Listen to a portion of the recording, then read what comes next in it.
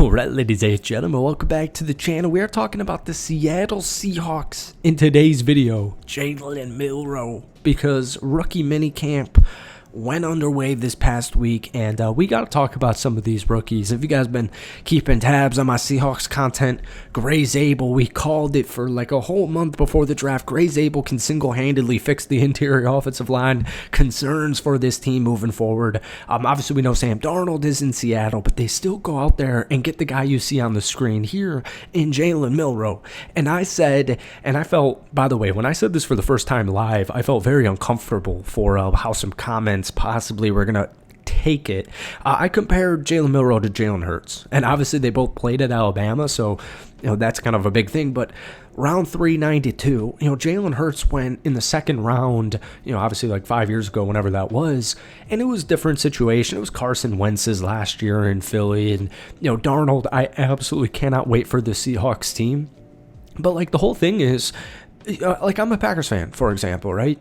Jordan Love sat for years behind Aaron Rodgers, and injuries occur all the time, and sometimes, even just you get banged up, concussion comes, you hurt something tweaks in your hamstring, in your quad, whatever, maybe you jam a finger, sprain a finger, whatever the situation is, and it's week 14, or, even if it's week 3 or 4.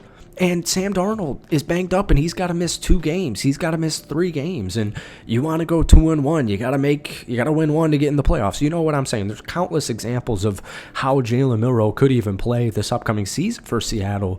But this is the guy I'm most excited about from like a fan stance. Like Nick Manor is an absolute superstar stud. We're going to talk about him in just a second. Gray Zabel, same thing, superstar stud. And I liked a lot of these other picks, but Jalen Milroe is really interesting because, yes, he struggles with accuracy, and he had a better year 2 years ago in Nick Saban's last season, but this is one of those players, and honestly a lot of the Seahawks draft picks are kind of fit this category where it's like, if you watched college football last season, then you know about Alabama.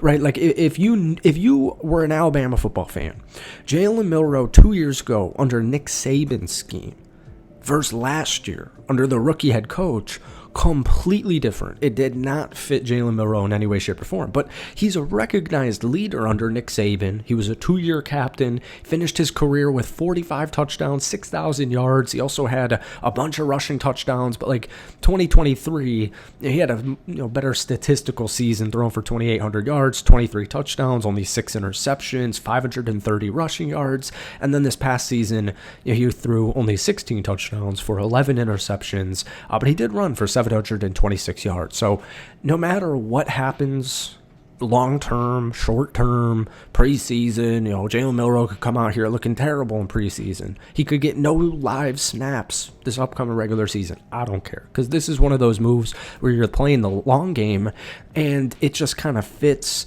It almost feels like kind of destiny that Jalen Milroe could possibly be a huge part of this Seahawks future moving forward, a couple of years down the road, because first off, Sam Darnold's contract, but also just using that pick on the Geno trade, right? It just kind of makes sense. So then we go to, let's go to a different player. All right, guys, we're going to wrap it up with one of my favorite picks in the entire NFL draft, Nick Manor, safety out of South Carolina. Once again, I'm a biased Gamecocks fan, and this is the only clip I could get of him at rookie minicamp from Corbin Smith NFL, and it's only 7 seconds long, so I'm getting a little bit dizzy here, so I'll make it quick. But he absolutely lit up the NFL Combine. He ran a 4.38 40-yard dash. The thing is he's 6'3", 220 pounds. So the dude's an absolute animal, and I made this player comparison for Mike McDonald's defense. I know he didn't even necessarily bring him in. I know he's the head coach, but Devin Witherspoon, like these physical type of defensive backs who love to hit and aren't afraid of hitting and love the game, and they live for the intensity and just the physicality of the sport. That's a Nick Manor. That was what I saw in Devin Witherspoon when you guys selected him, and Nick's coming off the best season of his career. He graded in the 89th percentile at safety and box coverage. He is a really fun piece for Mike Macdonald this upcoming season. No matter what his role is going to be, he's going to be on the field. This was a first-round pick, and you guys got him early in the second round. So that's it for me. I hope you enjoyed it. Hit that like button, hit that sub button for daily NFL content along with a bunch of Seahawks videos. But guys, let me know if any of these rookies at minicamp are really catching your eye down below. Peace.